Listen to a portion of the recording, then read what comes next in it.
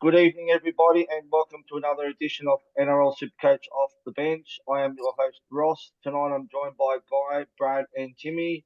Timmy, welcome. How was your week this week?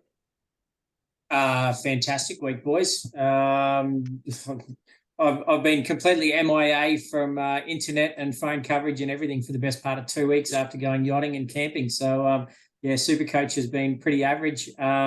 But yeah, thanks to our fearless leader Roscoe for helping me out and keeping an eye on things. Saved a trade this week and knocked out a 10.85. The only trade I did was Hopgood to Jack Bird. There's something a little bit sideways and yeah, something different.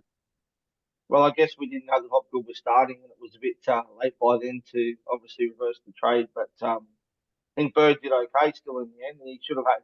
He nearly had a try too, so he could have gone anywhere from that to 80 or something. So Yeah. not too bad.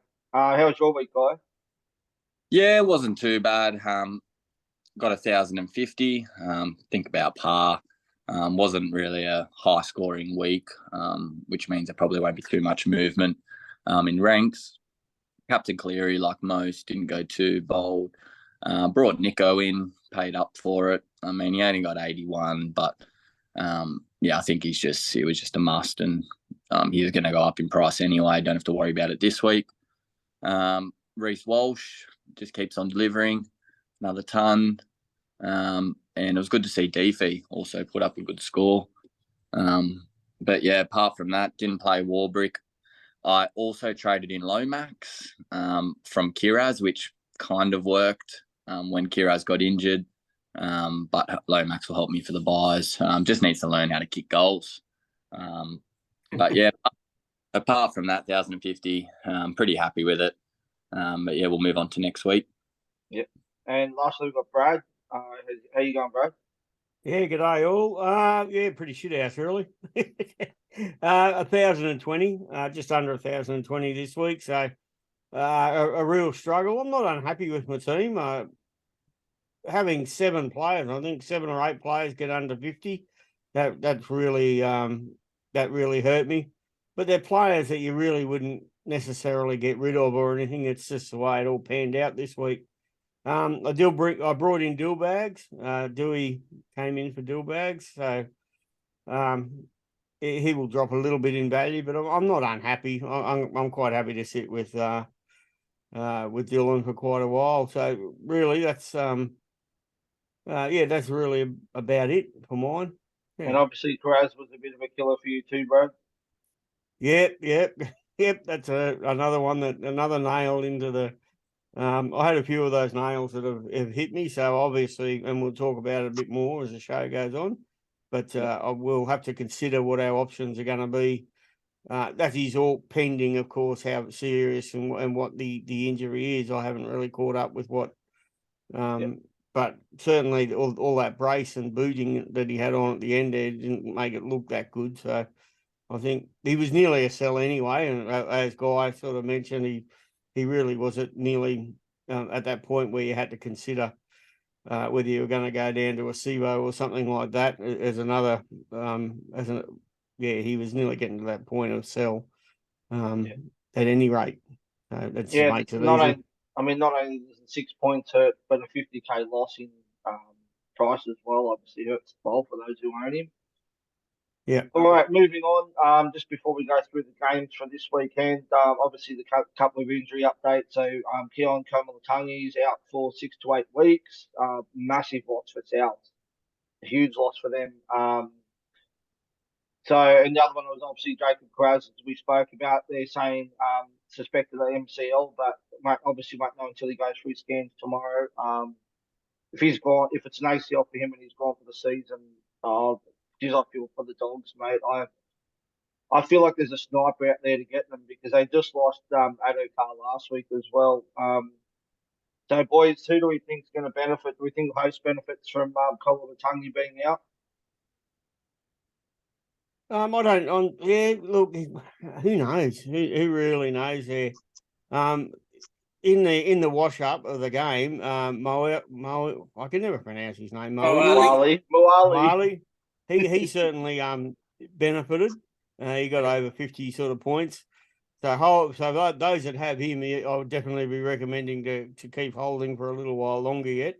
You finally might see some price increases coming your way. And geez, he looks good. I don't even know what his best position is, whether it be front, whether it be middle or edge, or he's been shifted all around that pack a little bit.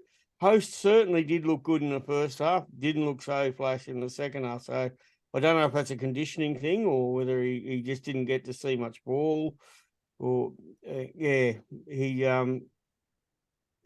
certainly though is a very attractive.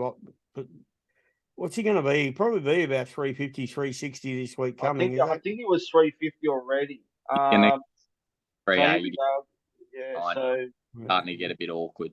Yeah. And that's going to be my point. Yeah, 380 is definitely at an awkward price. So, what do you sell? I mean, I've got nothing to sell, so that's if you're looking for a downgrade for cash. I mean, I don't hate at least Katoa down to him, for example. I mean, at least Katoa's not really going great. And obviously Preston will be a sell soon as well, with them not playing 13.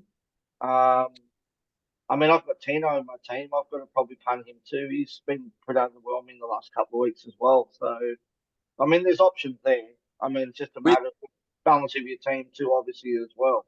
So, and with Host, it was hard to know what his actual minutes are going to be. He played over 70. His PPM's not the best, so he needs the minutes. Yeah.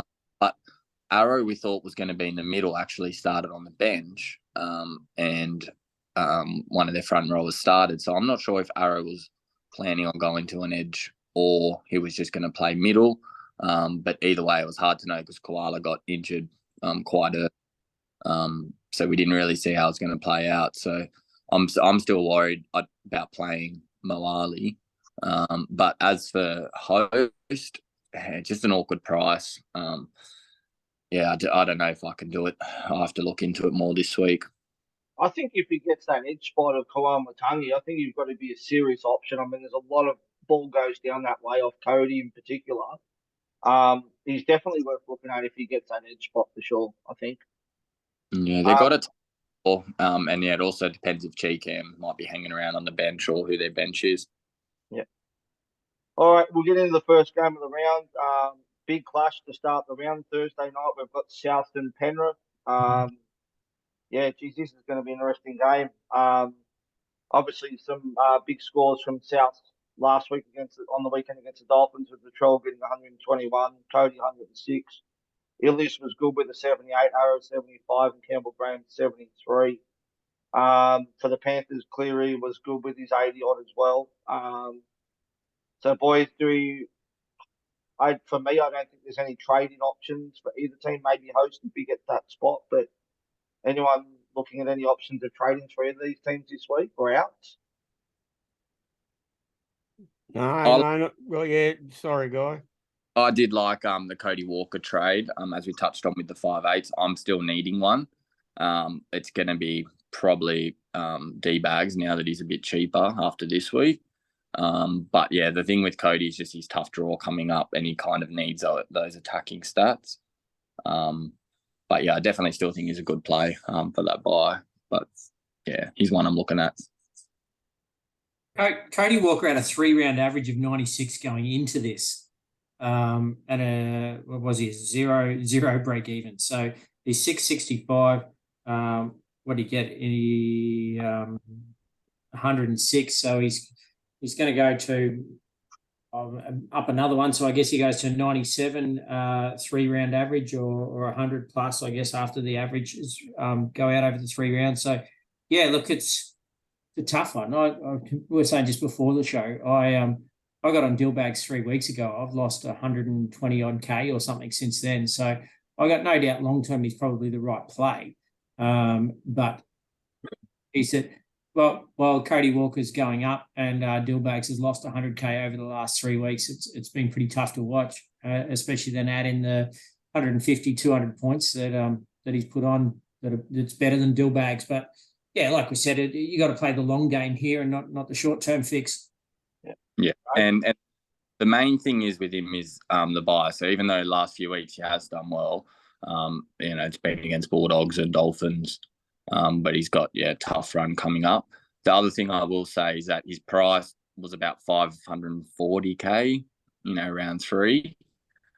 So paying 100K more hurts a bit now, and especially that, like you said, D-Bags is going to be cheaper than him as well. So yeah. Yeah, Brad. The only thing with this game is I mentioned Campbell Graham.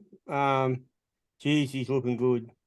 Now, for Carraz owners like myself, I'm definitely going to be having a good look at Campbell Graham. It's about a 40 or 50 upgrade to get up to Campbell Graham from Carraz. That's unfortunate because it would have been a straight swap if he didn't get injured this week. But having lost that money, you're going to have to go up a little bit. But yeah, anyway, that's just one I'll put out there. That's it should be a very popular option this week coming for people. Yeah. And this is the debate I had last week. Do you think it's better off now have to go in and buy a player, or would you consider like a top from Penrith in this game? Yeah, I like To'o too. I mean, I was tossing up between Campbell Graham and To'o to bring in this week, and pretty happy with what I did. I actually thought I was scared not owning To'o though, because I really thought he was going to go big this game, and obviously that didn't happen. He got a 67, which is not bad. But it's not going great though either. I mean, he just doesn't seem to be getting the base and the meters he was getting last year. Not as involved for me. But it doesn't really help when Critter doesn't pass the ball either. That's exactly what I was going to say. It comes down to Stephen Crichton, doesn't it? There were so many times the other night where he just cut back inside himself and he could have thrown out or just the ball just wasn't getting there. Like there was pretty shit passes that were going out that way. The left side looked much better than the right side did, but the ball just didn't seem to get to Toto. Hang on a minute, Tim. Did you see the game yesterday against Newcastle? I did, yeah. I saw yesterday's game. Because the Critter game, you think Critter was bad? Try owning bloody Taruva like everyone else does. Yeah. Cargo doesn't want to pass the ball either. Yeah, no, I hear you, mate. I've got Taruva and I played him. I think I've played him every week and just going, surely this week. No, I think Taruva's just about on the chopping block for me. It's like he doesn't. Targo doesn't have Taruva in Supercoach and he doesn't want to pass him the ball. It's even more of a hard watch when you've got Khan Pereira and Warbrick sitting on your pine just week on, week off. One of them seems to ton up or get close to it. And I haven't played one in the right spot yet. If I could jag that shit, I'd be up in the well and truly in the top 1,000. Yep. All right, we'll move on to the next game. We've got Parramatta against the Broncos. Another massive clash. This one's being played up in Darwin. This one. So obviously Para had the big win today with the Dogs. Penasini just keeps flying under the radar with the 96. Next one's going to be a very popular trading this week, which is Maddo with 87. Dylan Brown 58. Brendan Hand was good with the 50, obviously with Hodgson being out with the flu, so he'll be back in most likely next week. For the Broncos, Reece Walsh just keeps continuing on with his great run, getting 101, and Adam Reynolds was good with the 91. And Payne Huff, the beast mode himself, 76. So, thoughts on this game, Guy? A lot of points in the Brisbane game. I thought it opened up. Yeah, can't say what I was going to say, but I'm in the debate this week because I've got Walsh, and I'm considering selling him. Just with their tough draw coming up. And banking in the cash, kind of similar to what I did with Kiraz. But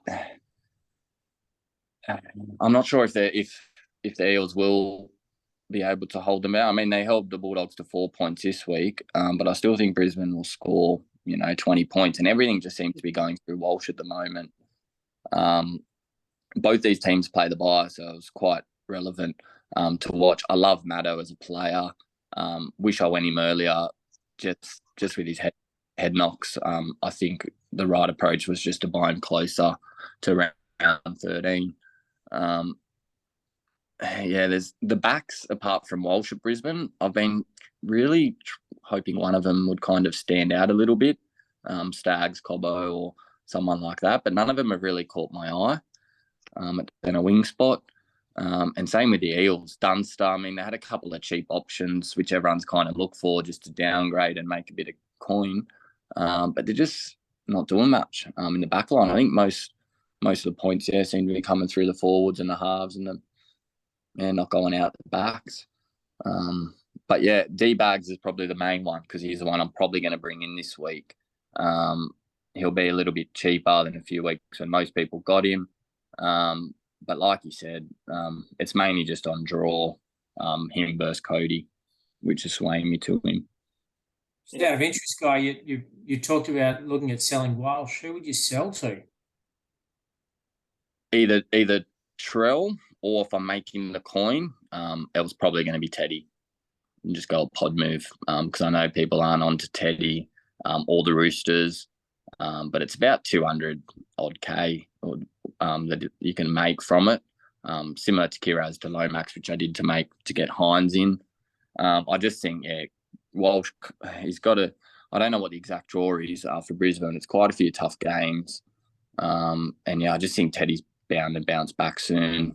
And just, that I can make 200K off it. I think it's a bit of a no-brainer for me.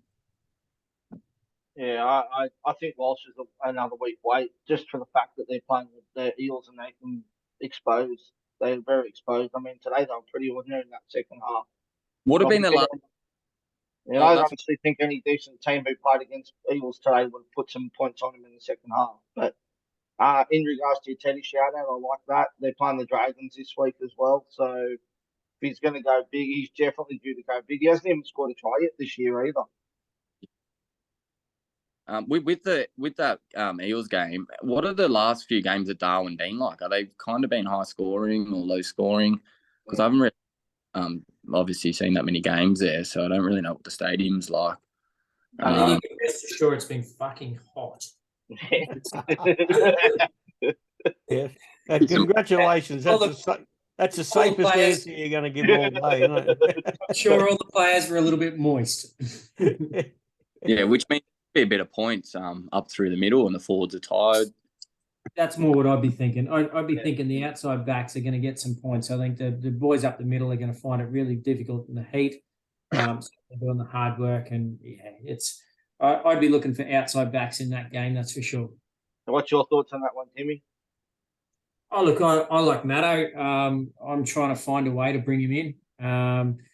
I'm a big fan of Reece Walsh, but I can certainly see the logic of Guy using Walsh to go down to a Teddy, and then you look at someone like a Christian Welsh upgrade and move some players around, and you can just about get Matto. So, I mean, that's not a bad shout, something along those lines.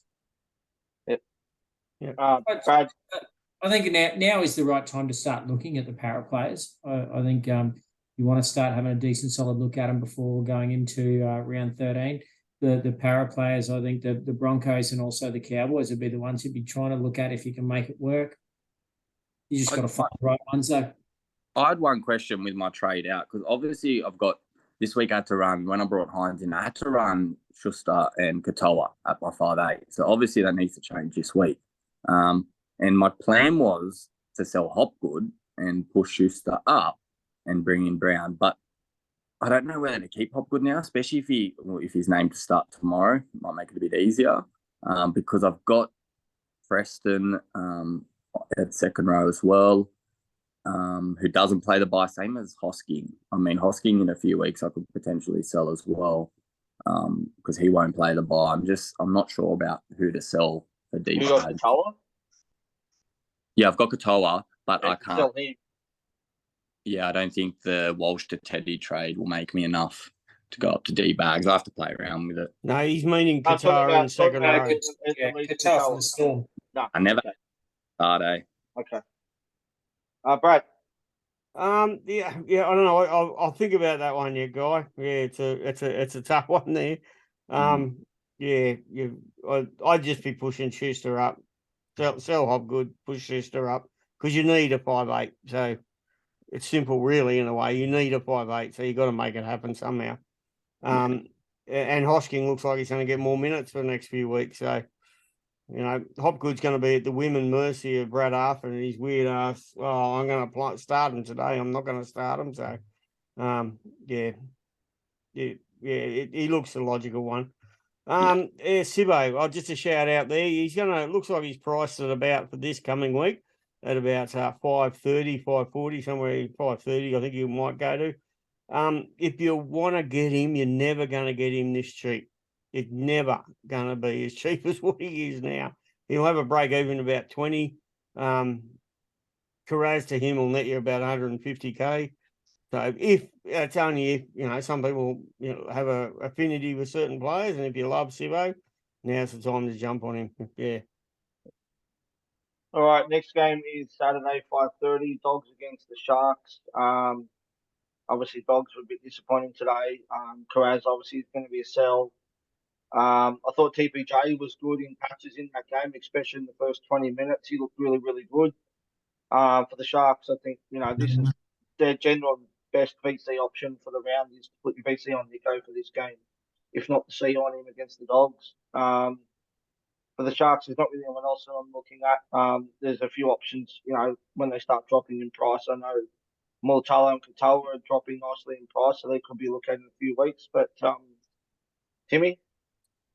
Yeah, look, I've been hanging out for Ronaldo to lose a bit of coin. It's he's one that I always like to bring in, and he's certainly one that I've got my eye on. But he's got to get down to 600k first. Yeah. What about you, Brad? Anything you like here? Yeah, Qatar, I like it. He's only he's going to be about mid 400s this coming week again.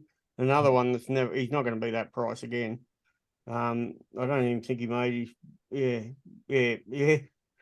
So his BE is probably going to be around about 40 to 50. I don't see him being that price again. So if you want to get him now, it's really the time to start having a really good look at him. Big shout out to Nakora. I mean, he is just, oh, Jesus, I wish I got him at the beginning of the year. There's one we let go through to the, and he's a ridiculous price now. I mean, there's no way we can jump on him, but wow, Nakora, he's just slaying them, you know. Yep, Guy. Yeah, from the Sharks, not too much. Obviously, they don't play that first bye. I brought Hines in. Apart from him, Teague Wilton, you'd probably sell before 13. I don't have him. I do like the Katoa trade. I love him as a player. I think he's a great try scorer. He has been same thing with the Penrith boys. I feel like Talakai inside him hogs a lot of the ball. Well, both Sharks and Ramey and both Shark centers do as well. But yeah, from the other side, yeah, the only thing that caught my eye from the Dogs was Pangai. I think he had 5 offloads today. Yeah, which was great. So if he keeps that up, I mean, I'm looking at going like Welch or Stefano to the likes of Tapane and Tohu over the next few weeks, but Pangai could definitely be an option. Yeah. All right, next game is Cowboys versus Knights. Cowboys, geez, they've been disappointing this year. I think they've only won 2 out of their 7 games, even with their magical draw that they've got. And the Knights, I thought they were very unlucky to lose that game against the Panthers too. They just held their own, and I thought they were really, really good. So, I mean, they're going to get Ponga back into that team next week as well, so they're only going to get better. As for players in this game, I don't think there's sort of too much, especially for the Cowboys. I think for the Knights, question if you've got Lockie Miller, do you hold him still till by round 13, or do you think he's a sell now? I would personally hold. I'm in the same boat with Marzu, and the ones that bought him in, even though he's up over 700k or whatever they've made. I think you bought him in. You have to hold on to him to the buy. If you've got if you don't have them, and you've got Kiraz or something, I probably wouldn't go to them yet. Hopefully they drop a bit of cash and picking up before 13. But if you've got them, I think you definitely hold. One trade I don't mind in this game is Isaiah Katoa to Phoenix Crossland too. Might not be a bad trade as well. Both pretty cheap. So I think it'll be a nearly straight swap between those two. Brad? Yeah, Yeah, I don't really. Yeah, I don't have too much here that I'm going to be either looking at or bringing in at the moment. Cowboys are disgusting. I've actually in this week's PPM article. I'm not even going to focus on players. I've done a really weird thing. I've actually broken down the stats of the complete stats of team stats of Supercoach, right? And say, for instance, Penrith at the moment are averaging 900 points. So they're the top of the tree. They average as a team 900 Supercoach points per game, right? The Cowboys, they're the worst. They're the worst. You really, it just tells you. I mean, and they're only averaging just 600. Like it's nearly 300 points difference. Which if you take that as a team, it just tells you nearly not to buy a Cowboys player. And I don't really know. I can't narrow down the reason either because I've been looking at different edges and which is scoring more points, and it's very hard. I think Drinkwater, He's been very I think he was ordinary. terrible. And the two halves are only averaging just in their 40s as well. So when you got two halves that are only in the 40s, and then you got the Clearys that are averaging up in the 90s, there's massive difference in quality of output there and Supercoach scoring. So anyway, yeah. Would you players be like selling? Sorry, would you be selling Holmes this week, Brad? Geez, I'm looking at it. I've got him. So do I. Yeah, I am looking at it. I'll cure out first, Brad. That's my problem Yeah, well, now. you've got that He would have. dilemma. I don't have that dilemma, so I probably would have gone home straight to Sivo this week. I've been very tempted, but or even Katoa. But yeah, I now that I've got Carraz problems, he might have to live for another week, particularly against Newcastle. You never know. Yeah, and home, it's not the worst hold and hope. yeah. Timmy? Over the next 6 weeks, Cowboys have got Newcastle, Sharks, Roosters, St George, West Tigers, Para. So you'd like to think that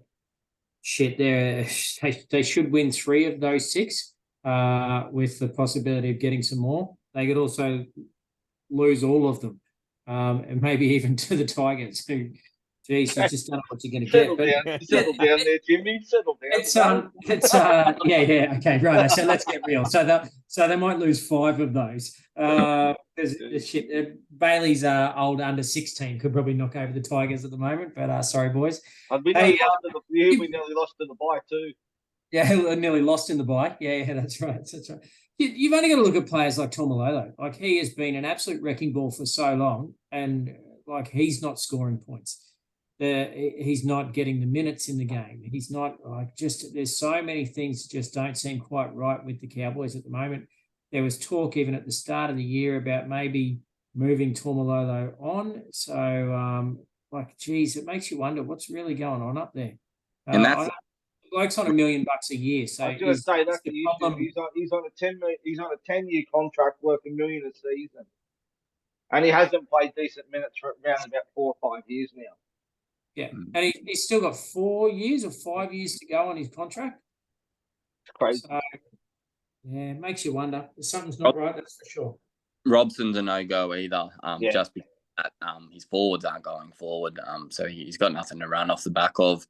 And yeah, the only other thing, no, I think we can move on. No more from the Cows. I was just going to quickly say, I think maybe they need to look at bringing that Tom Chester back in at fullback, because I think he's been all right. Maybe they need to dump out Buddy Townsend or Dearden and play Drinkwater in the halves or something, just to try and change it up a bit, I think. I thought of last year, a lot of their tries came off the back of kicks. I mean, Nenai scored a ridiculous amount of kicks.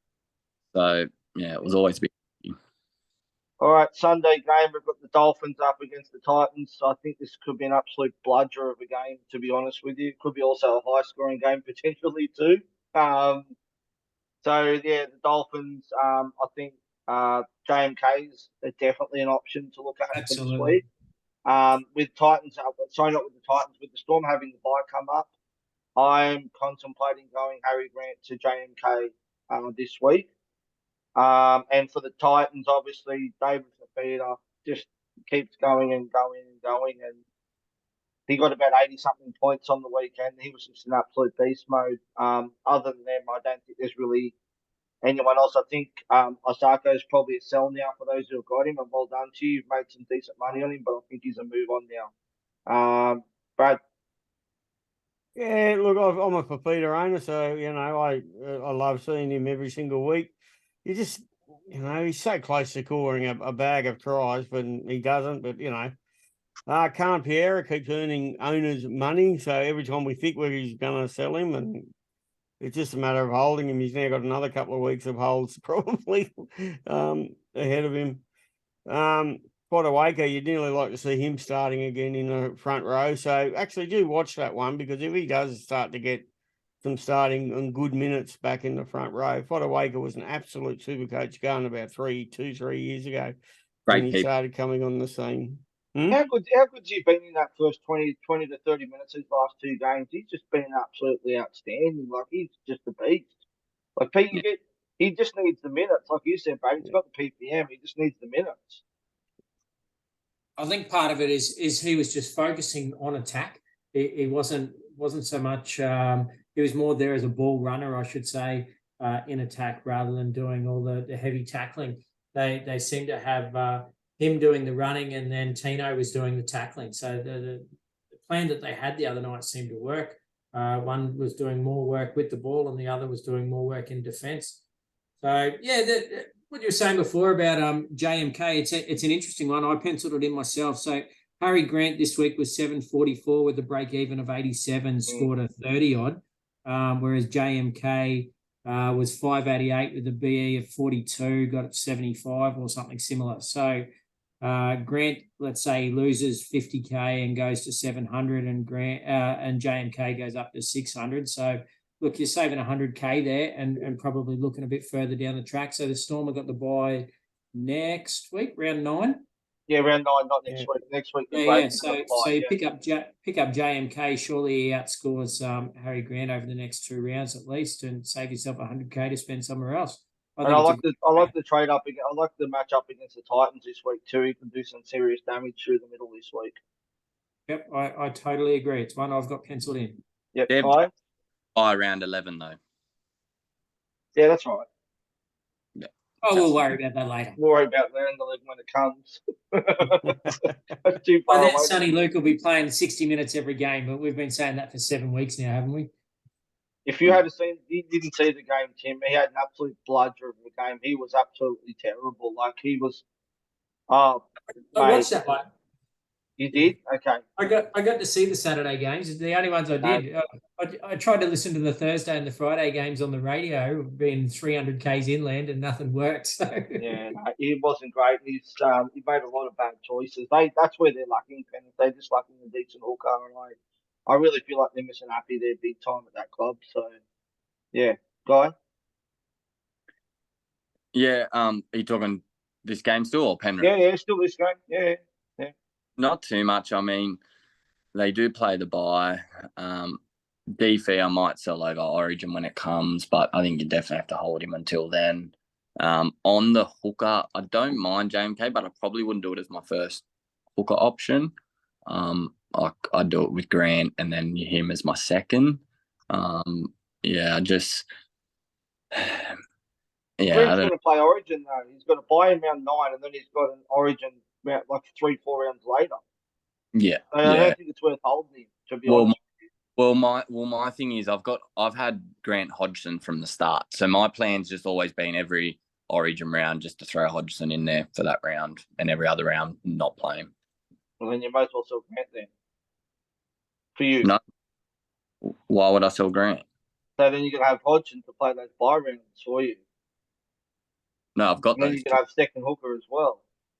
Yeah, that's what I mean. If Hodgson made a bit of cash and went up, I'd maybe go to a second hooker like a Robson, for example.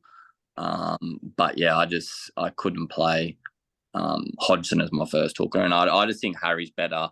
Even not short term, definitely long term. He's definitely 20 points better than the next best hooker.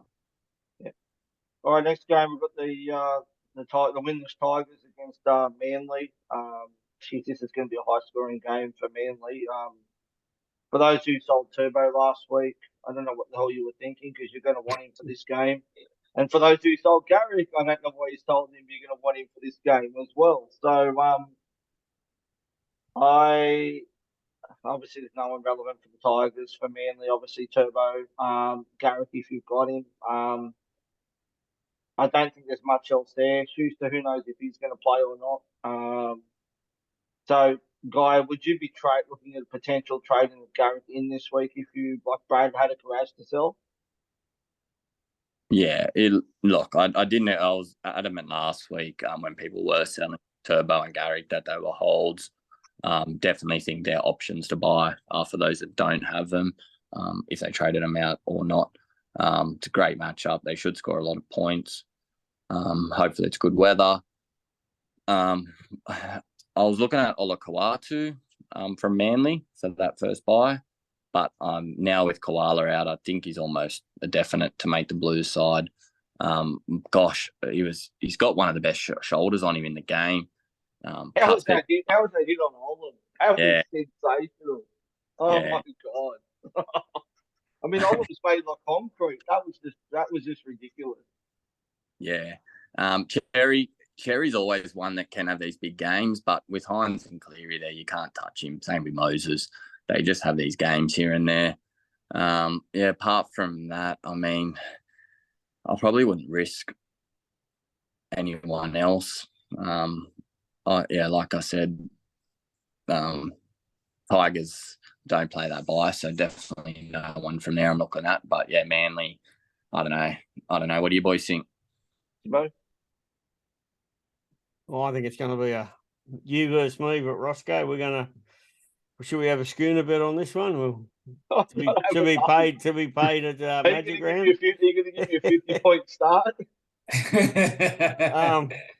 I'll tell you what, if anyone out there and you didn't see the game, go have a good look at it because it has some absolute cracking highlights in it. It's almost like Jake Toroyevich himself has got out the entire forward pack and taught them how to lower the aiming position of the tackle, right? Because their target area is noticeably a lot different than where Melbourne's target area was in the tackle. Did you notice that at all, Roscoe? Yeah, like their target area yep. was dead set, bang on the hips, up underneath the ribs, right? That was their whole intent of tackling. And they were very, very careful not to give away any headshots or anything, but the tackles they made, God, they chopped some of them in half.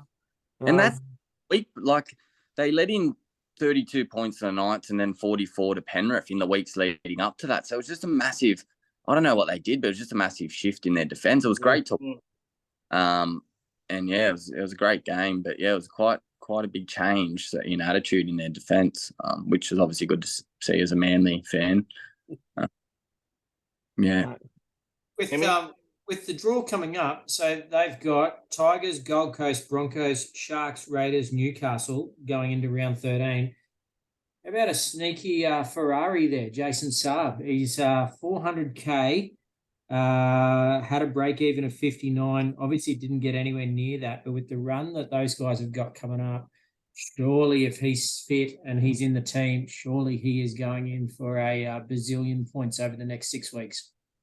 For me, it's a no, just for the fact that they keep going left. All the attacks going to the left. Garrett is definitely one that you want to have, but Saab, I don't think so. It's just that price that's still very expensive for a bloke. He's not guaranteed to hold his starting spot either, really. Yeah. So it's very risky. Very risky. How long's Tui Pelotu out for? Well, I'm not too sure, but they got Cooler to come back as well. Okay. Well, that Raymond that played, I don't know his last name. He got suspended. He was actually really past the eye test. I'd much rather him over Saab if I was man. Another one in this. What did he get, Brad? 2 weeks, or was it 2 weeks? 2 weeks. He got 2 weeks. Yeah. Another one in this game was Paseka. That ball that he threw for the winner, the offload was a great ball. He's really improved this year. Also, mid 400Ks, another one in that bracket in the front row. But he's been good to watch. Much better than Woodsy. I mean, didn't he just wreck the team when he came on? He thought he had that try too. I'll leave Sharon alone. Uh, No, but Paseka's a good call out there. He if only he actually understood how big he is, right? He could be anything. I think he's the heaviest in the NRL. Certainly was last year the heaviest running around.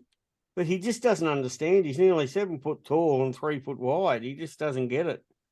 At times. But we've seen players like that come and go over the years. T-Rex was a great example of that.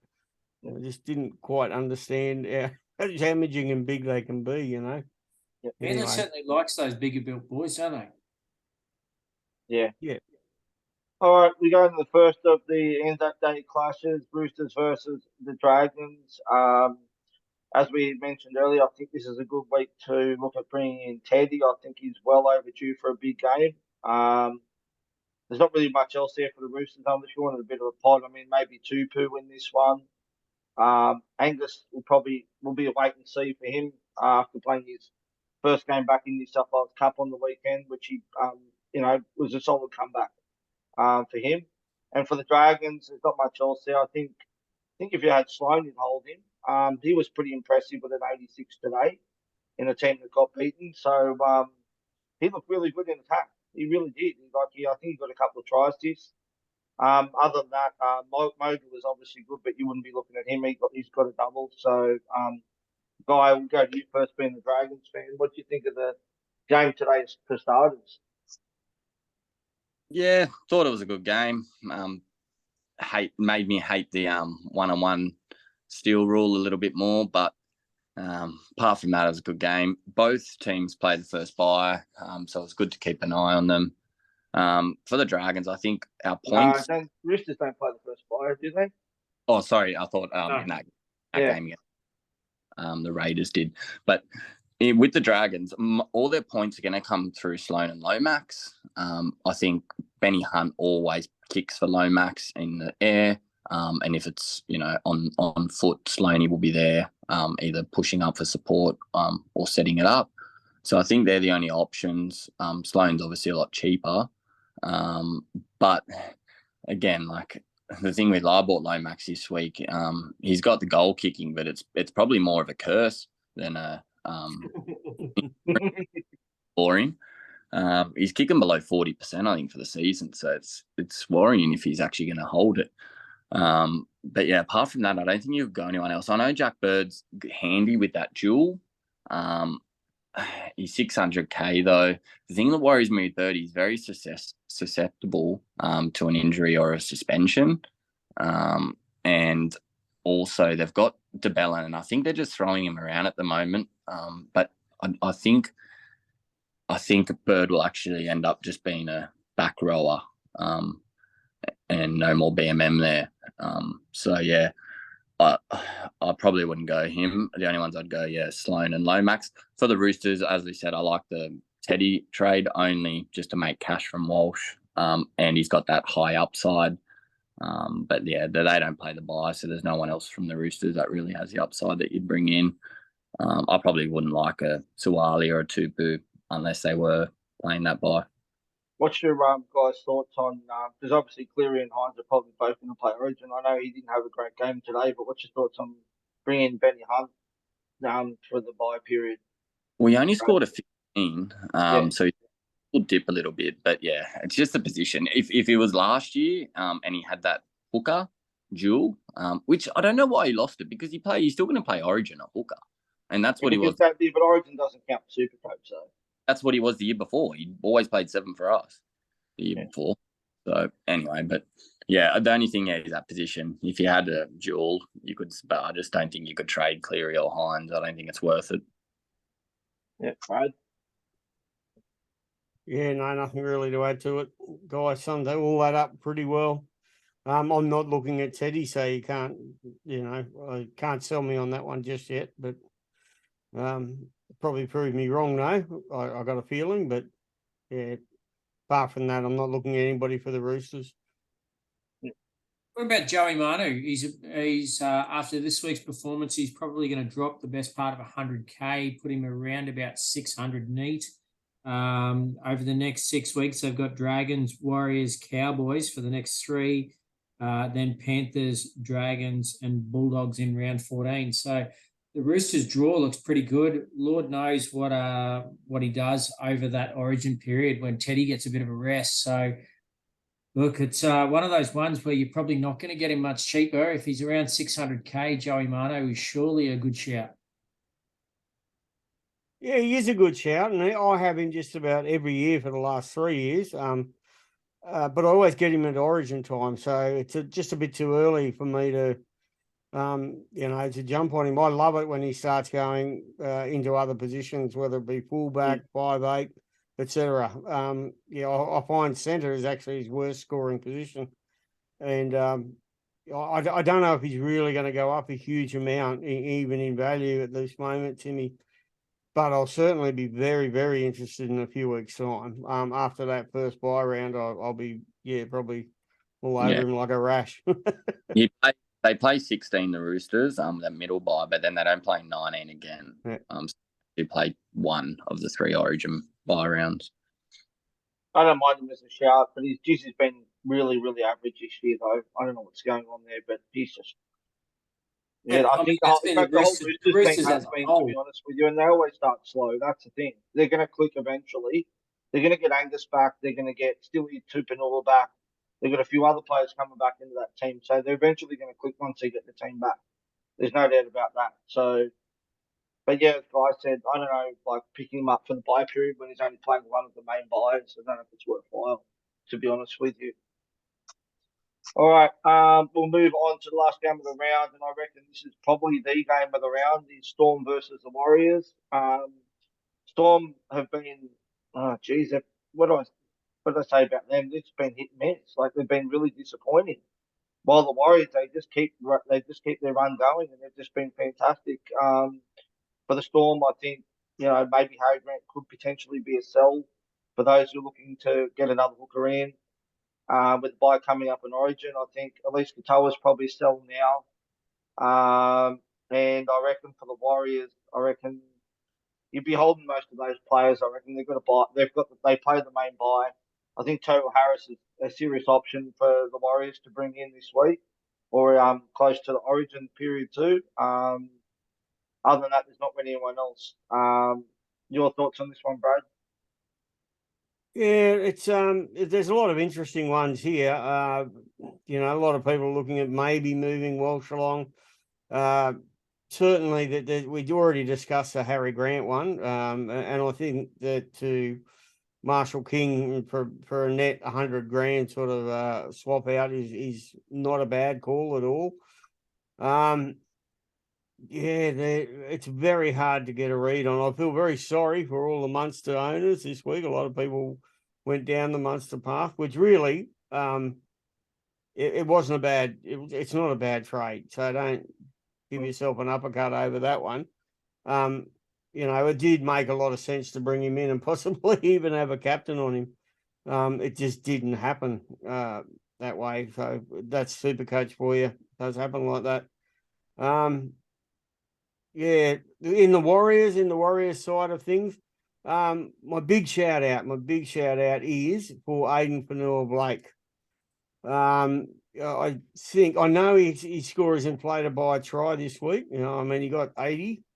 I think he got 80 there. Yeah, he got 80. So, but at 544, another one that you're not really going to get a lot cheaper than that. Does play the upcoming buys and in the round 13 buys. You can just about go Stefano to him without having to throw too much chump change at it. And geez, I'd much rather Aiden Fanua-Blake than Stefano as my third front rower. So for people looking at upgrading their third front rower, he could be a really seriously good option. My only real worry with him is he's bang on 50 minutes every single week. Like I had a look at it and it's very consistent. Every week, 50 minutes. So I don't see that obviously is a trend. I think that's just going to stick with it. The big thing on AFB is he's got a decent PPM. So, that's my only shout out for that game. It is a possible one to watch out for. One other one I was going to mention too, just so quick, was Josh Curran as well. Just another solid score again on the weekend, but obviously needs to get the minutes though. Right? Yeah, well, firstly on the Storm, obviously Munster and Grant, I think are holds. Especially if you bought Munster in, you know, he had the buy in round 9. I think you hold him to that first buy, as a bit of a pod. I would sell Katoa, Warbrick even, and the other one who I was looking at trading this week, Welch. And that brings me to the Warriors. I do like Brad's call with AFB from Welch next week. I am obviously looking at Taps and the likes that I said before. The only thing with Pangai that I probably have slightly ahead of AFB was his duel. I really like that second row, front row. I swing him around, same as Tohu. So, yeah, that was the only thing. Tohu's the one that I really like from the Warriors. Probably just slightly ahead of AFB. Yeah, for those reasons. Apart from Tohu, I mean, SJ's been killing it and stuff, but I don't think I could probably go anyone else. What about Montoya? He's killing it. Oh, I don't know if the Warriors were that good, or if I think if they were versing a better team, they would have actually conceded quite a few tries. Cowboys had a lot of ball in that game and just couldn't put anything together. B&K, I mean, had another low score. So it changes around each week. I mean, SJ's been the only consistent one up the top. But yeah, I couldn't do it. Like AFB and Tohu are safe options with their minutes. So yeah, they're the two that I'm looking at. Yep. I really like Montoya, Brad. I was all over him last season at the start, and unfortunately things didn't pan out the way. But he's had 2 scores above 50 so far this season. One was 114, and then plus whatever he got yesterday, which was an 80 odd or something, wasn't it? So yeah, look, I do like him. He's only he just dropped 53k last week. He's priced at 508 and had a 64 BE this week. So had a break even of 117 this week with a projected of 64. So look, he's going to lose more cash this week, and then should probably have a fairly low break even next week. So you might pick him up for probably 460, 470, something like that this week. That's it for the games for this weekend. All right, so we'll just go through our VC and C options for this week. Brad, if you got any idea? No, not yet. No, you caught me. You caught me a bit out there. Yeah, 2 seconds, and I'll have a quick look. Anyone else got an idea on these? I think the common one's obviously going to be Turbo. I was probably going to VC. I don't know who I'm going to VC, but my captain's definitely going to be on Turbo against Tigers. All right, well, I'm going to say mine will be Hines into Turbo. Yeah, that's exactly what I was thinking. Hines into Turbo.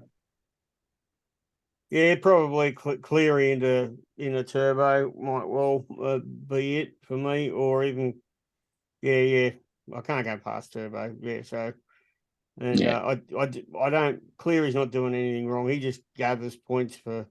But the thing is, no matter what Cleary or Hines or even Deefy against the Dolphins, what do they need to score for you to be not comfortable with keeping Turbo as captain? It's a hard call. It is. I mean, he hasn't been great the last couple of weeks either, Turbo as well. And this game's at Campbelltown. I mean, if it was at Four Pines, it'd be probably a lot different. But against the Tigers team with no Dewey as well, I don't think it's going to make much difference. But I think you'd have to be looking 120 plus to activate your VC loop, I think. I know he didn't score well, but I actually thought he looked quite good against Melbourne. He actually wasn't too bad. He got involved in the game. I mean, he was all right for his 57 or whatever he got. But it all depends on who your AE is most likely going to be as well. You've got to obviously put that in consideration as well. was interesting. There was so many guys that sold him last week, and you're just scratching your head looking at this game. Like some people just got to start to look at the bigger picture, look further down the track before you start selling players. Yeah. Yeah, well, that's what I mean.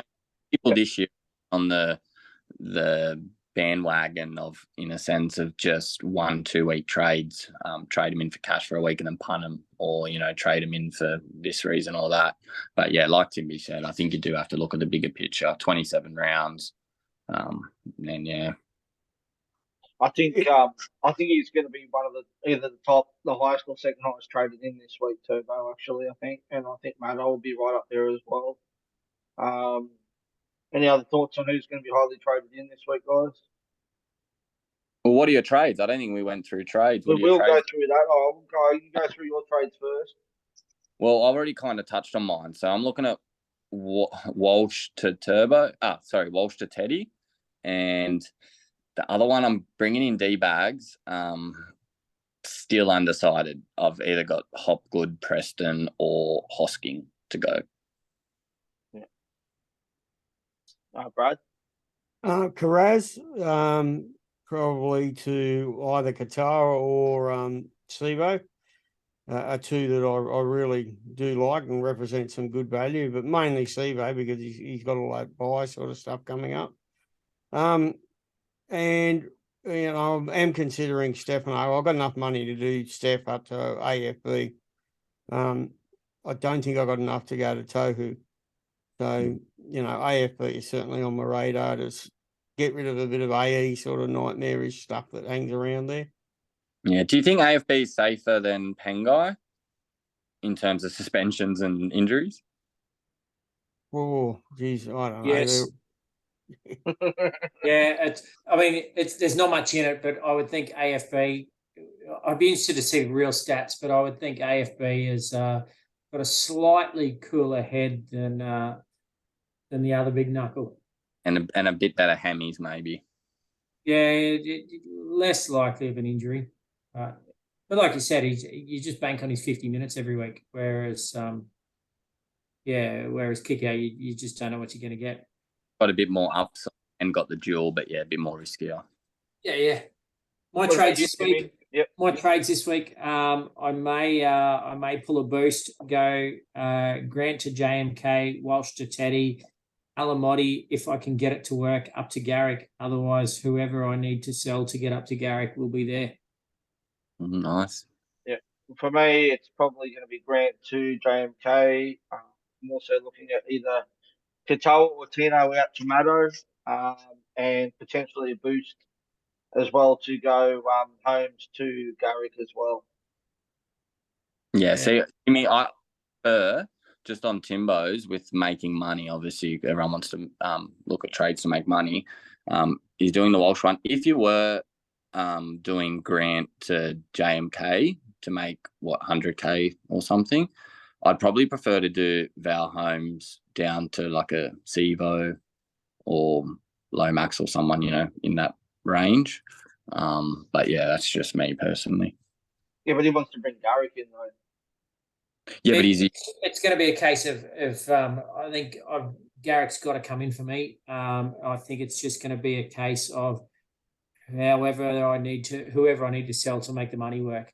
But I mean, if you're looking at Grant to JMK is 100K and Walsh to Teddy might be 200K. So if there's 300K between them, I've got 65 in the bank or something like that. So I'm hoping I can make it that Alamotti to Garrick is pretty close. Otherwise, it'll probably might be Warbrick or might be bloody AKP or whatever, depending on who's got the greater amount of cash and the best BE at the time.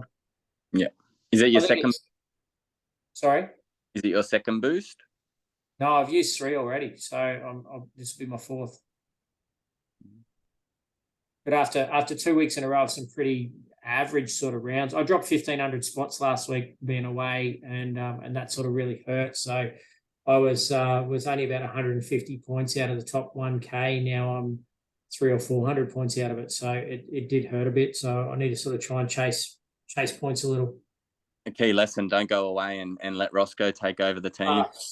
No, Mate, Jesus. I needed someone to do it, and yeah, I know You trusted, Russ is pretty diplomatic. you trusted the wrong person. He had Hines on the plane. I was going to leave him there.